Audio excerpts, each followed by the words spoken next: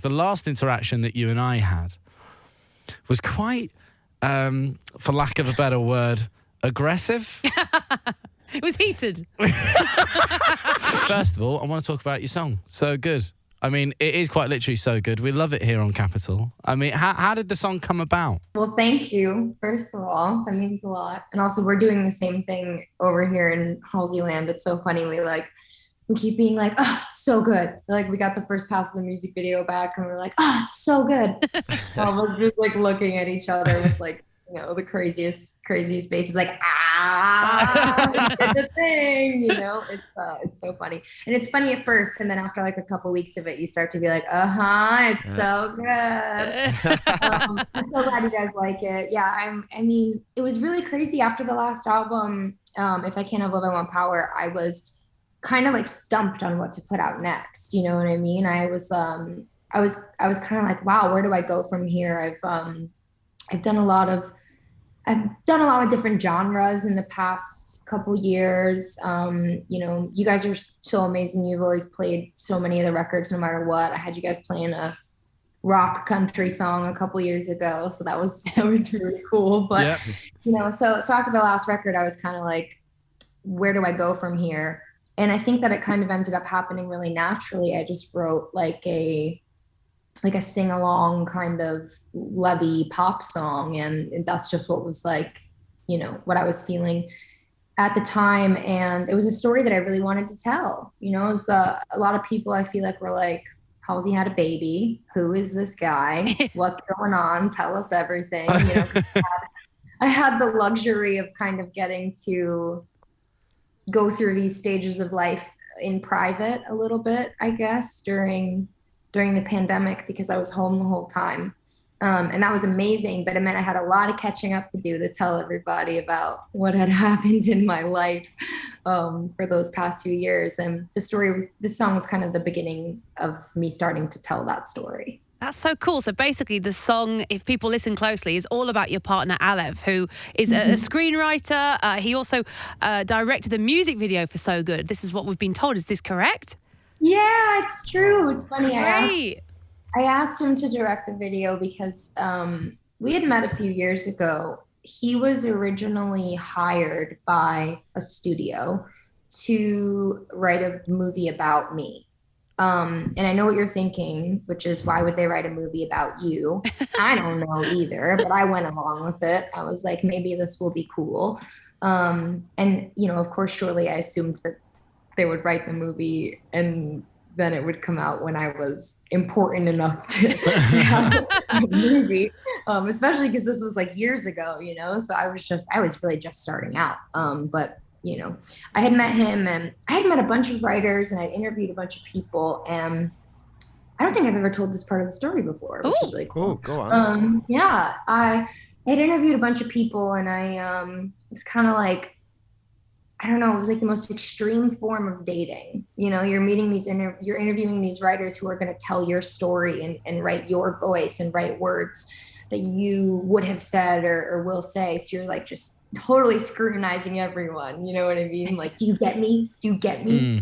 And I remember when Alev walked in the room, immediately I was like, sold. You know, I loved the way he walked. I loved the way he talked. He was from New York, and it felt like he really got me. And I remember thinking in that moment, this person is going to be very important to me. He's going to be like an important part of my life.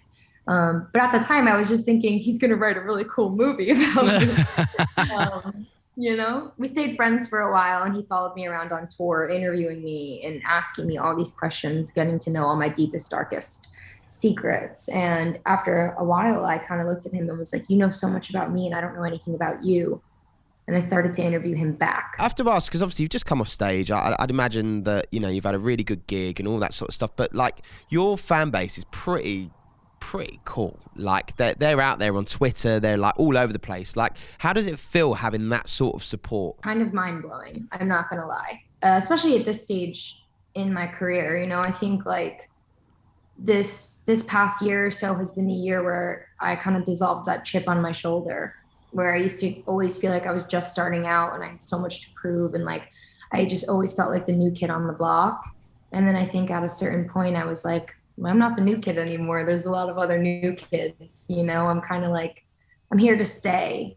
And parts of that are scary, but also parts of that are like liberating and they're freeing, you know, and it's amazing.